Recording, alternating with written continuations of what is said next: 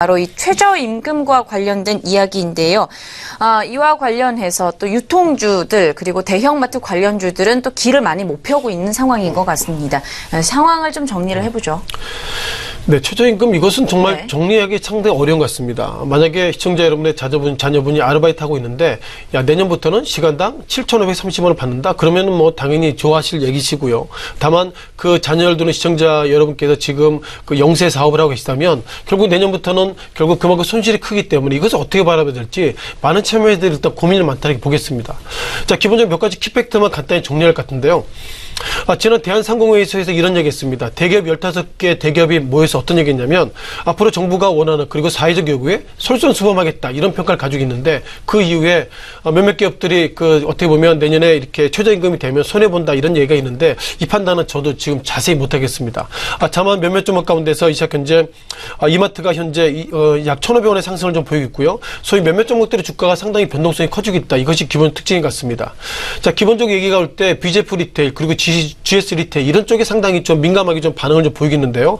자, 무엇보다 GS 리테일 가운데서는 어제부터 이틀간 상승했고요. 어저께 그저께 최저임금은 리테일 쪽에 상당히 부정적입니다. 이런 평가를 가졌습니다만 어제와 오늘의 상승 의미를 어떻게 해석할지 상당히 좀 고민이 크다 이렇게 보겠습니다.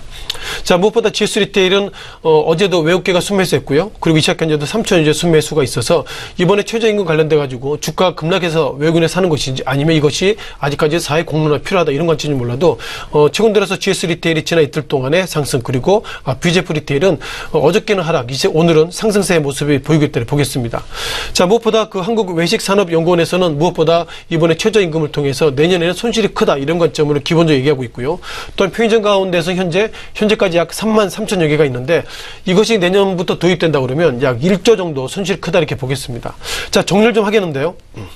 자, 기본적으로 두 가지 관점입니다. 문재인 대통령이 이번에 제2노믹스의 판단은 일자리가 창출이 되고 그리고 그것이 기업과 사업과 경제가 좋아진다 이런 관점인데 제 계산은 이렇게 보고 있습니다.